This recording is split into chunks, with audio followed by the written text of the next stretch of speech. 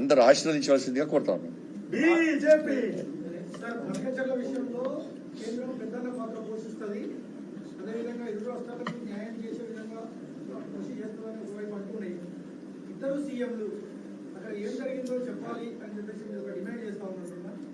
నేను డిమాండ్ చేయలేను.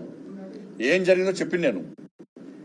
ఇరు రాష్ట్రాల ప్రభుత్వాలు వాళ్ళ సొంత ఎజెండాలు తీసుకొని పోయినాయి మీటింగ్కు. సొంత ఎజెండాలు తీసుకొని పోయినప్పుడు వాళ్ళ ఎజెండాల మీద చర్చించడానికి గంట 2 గంటల సమయము, ఒక్కరోజు సమయము, 2 రోజుల సమయం సరిపోదు.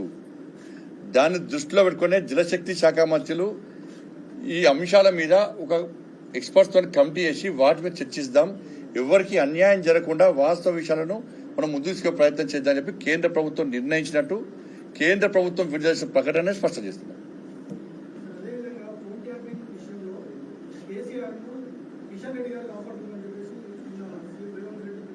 కిషన్ రెడ్డి గారు ఫోనే ట్యాపింగ్ చేసి మరి కిషన్ రెడ్డి కాపాడతాడు. కిషన్ రెడ్డి ఫోన్ కూడా వేసాడు కదా, ఎట్లా కాపాడతాడు? ఎంత చెండాలం అన్నట్టు కేసీఆర్ ప్రభుత్వంలో. మరి ఈ ప్రభుత్వం కూడా చేస్తుంది, డౌట్ వస్తుంది. ఈ ప్రభుత్వం కూడా డౌట్ వస్తుంది నాకు. చూడాలి ఇక. ఏంటంటే ఆ సిస్టమ్ మొత్తం ధ్వంసం చేసిరా, ఫోన్ ట్యాపింగ్ ఆ సిస్టమ్ మొత్తం ధ్వంసం చేసిర్రు అన్నారు కదా. మరి నిజంగా ధ్వంసం చేసిరా? అంతా కాంగ్రెస్ వాళ్ళు ఎత్తుకొచ్చుకొని వాళ్ళు పెట్టుకున్నారా? ఇప్పుడు ఎంత ఘోరమైన పరిస్థితి అంటే భార్యాభర్తల ఫోన్ ఇంటారా ఎవడన్నా? ఈ చిల్లర బుద్ధి లేదే, ఇదేం బుద్ధి, ఇదేం ఆలోచన? భార్యాభర్తల ఫోన్లీనే, జడ్జిల ఫోన్లీనే.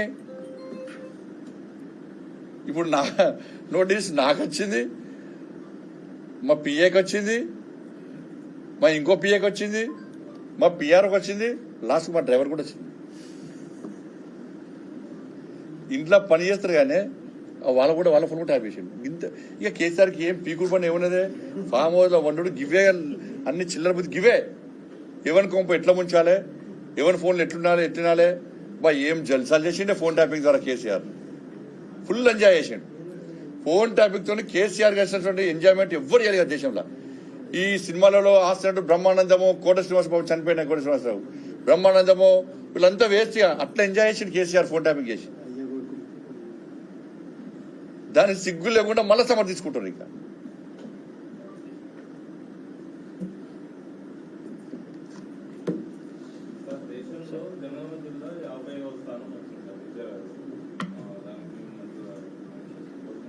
సంతోషం. 50 కాదు, ఇంకా ముందు రావాలి. ఇంకా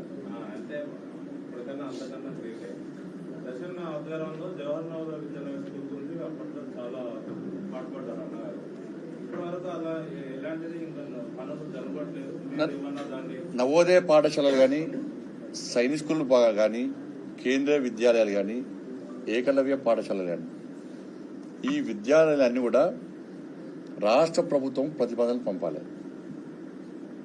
రాష్ట్ర ప్రభుత్వం ప్రతిపాదన పంపితే దాన్ని కేంద్రం ఆమోదించి శాంక్షన్ చేస్తుంది.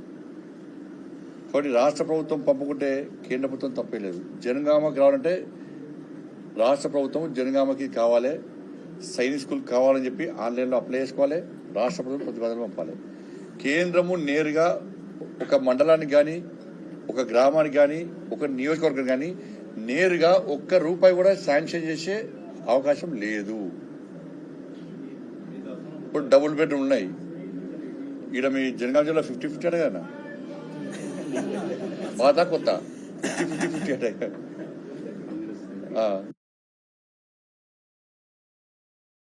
$50 అంటే ఎవరికి అవి మళ్ళీ అమ్ముకున్నాడే ఒకటి అన్న. అంటే మీకు వచ్చినా అండి, విలేకరులకు వచ్చినాయి కదా. మరి బాగా కొడితే మొత్తం అబ్బా కేసీఆర్ అంటది, గోడనే కొడతా అంటది. వరంగల్ పాదయాత్రప్పుడు వేనా ఒక విలేకరు వచ్చిండు, అన్నా నువ్వు జర కేసీఆర్ తిట్టకనా అన్నాడు. ఎందుకంటే నేను రాయాల్సి వస్తుంది, నా లోకల్ పేపర్ అంటే రాయకు అని చెప్పాను. నువ్వు రాకుంటే నాకేంది అన్న. లేదు మాకు డబుల్ బెడ్రూమ్ ఇస్తాడు అన్నాడు. మనకు నెక్స్ట్ టైం ఒక 6 months తర్వాత 1 year మళ్ళీ వేనా ఆయన పేపర్ బంద్ చేసిండు. ఇక పాపయ్య బంద్ చేశాక బీజేపీలో కలిసిండు, నాకు వచ్చి కలిసిండు. ఏమైందని పేపర్ మీద అన్న, ఏ పేపర్ మూతోడదన్న, మరి నీకు డబుల్ బెడ్ పెట్టేస్తుండే, డబుల్ బెడ్ ఎక్కడ మన ఎక్కడదన్నా అన్నాడు. అప్పుడు విలేకరులు ఏమన్నాడు, కేసీఆర్ అక్కడ సేవికలి అంట కుంభం మునిగినట్టు, గిట్ల అంట కథం కుంభం మునిగినట్టు. ఇక ఏం చేసిండు, మీకు డబుల్ బెడ్లు ఇస్తాము విలేకరులకు, గొర్రెపిల్లం వస్తారా అన్నాడు. అనలేదా? పోసిరా మరి గురవై ఇప్పుడున్న డబుల్ బెడ్రూమ్లో ఎవరైనా వాళ్ళు ఉంటారా? అవి గోడను ఇట్లంటే కూలుతాయి, అవి గోడను ఇట్లా ముడితే కూలుతాయి. అవి డబుల్ బెడ్రూమ్లు అన్ని కూడా పశువులకు వాటికి అడ్డగా మారినాయి. వాళ్ళ కాంగ్రెస్ పార్టీ ప్రభుత్వం కేంద్ర విషయం ప్రధానమంత్రి ఆవాస్ యోజన, వాళ్ళు డబుల్ బెడ్రూమ్ అన్నారు, వీళ్ళేమో ఇంద్రమిల్ అంటున్నారు. అత్త సొమ్ము అల్లు దానం చేస్తున్న పరిస్థితి.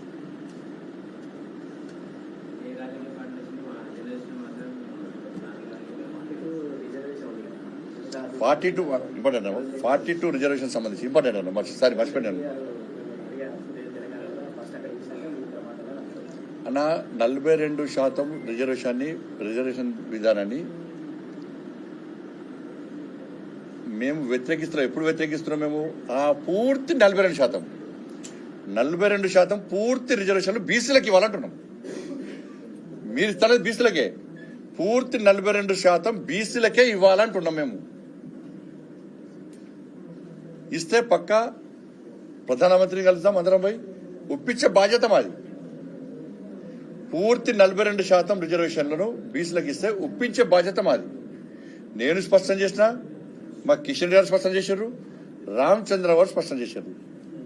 మీరు ఏమంటున్నారు? దానిలో 10% వాళ్ళు కలిపారు, ముస్లిం కలిపారు. ఇప్పుడు ఈడబ్ల్యూఎస్ లో నరేంద్ర మోడీ గారు ఇచ్చినటువంటి 10% ఈడబ్ల్యూఎస్ రిజర్వేషన్ లో ముస్లింలు ఆల్రెడీ లబ్ధి పొందుతున్నారు. తెలంగాణ రాష్ట్రంలో ముస్లిం జనాభా ఎంత అంటే 12% చిల్లర 12%. ఈడబ్ల్యూఎస్ ద్వారా ఆల్రెడీ రిజర్వేషన్ పొందుతున్నారు. ఇవాళ 10% రిజర్వేషన్ ఇస్తే 100% ప్రతి ముస్లిం కూడా రిజర్వేషన్ పొందుతున్నాడు. మరి హిందువులు ఏం పాపం చేసిర్రు, బీసీలు ఏం పాపం చేసిర్రు అంటున్నాను. కేసీఆర్ యొక్క సర్వేలో బీసీ జనాభా ఎంత అంటే 51%. రేవంత్ రెడ్డి గారి సర్కార్ యొక్క సర్వేలో కులగణనలో బీసీల జనాభా ఏంటంటే 46%. మరి 5% ఏడవేరు. మరి 5% అంటే 18 లక్షల మంది అనుకుంటారు, వాళ్ళు ఏడవేరు. వాళ్ళు లెక్కలేవి, వాళ్ళ పత్రాలేవి. ఇప్పుడు ఆల్రెడీ బీసీలకు నరేంద్ర మోడీ గారు ఇస్తున్నది అంటే మంచి 27% ఆల్రెడీ రిజర్వేషన్ ఉన్నది. బీసీలకు 27% రిజర్వేషన్ ఉంది. ఇలా రేవంత్ రెడ్డి గారు అనేది 42%లో 10% ముస్లిం చేస్తే ఇచ్చేది ఎంత? వాళ్ళు 32%. 42లో 10% ముస్లిం చేస్తే బీసీలకు వచ్చేది ఎంత? 32%. 32% అంటే ఆల్రెడీ 27% ఉండనే ఉండే. నువ్వు ఇచ్చేది ఎంత? 5% ఇచ్చేది నువ్వు. 27% ఆల్రెడీ ఉన్నది, 10% ముస్లిం తీసేస్తే నువ్వు ఇచ్చేది 5%. ఇది బీసీలకు అన్యాయం చేసినట్ట కాదా?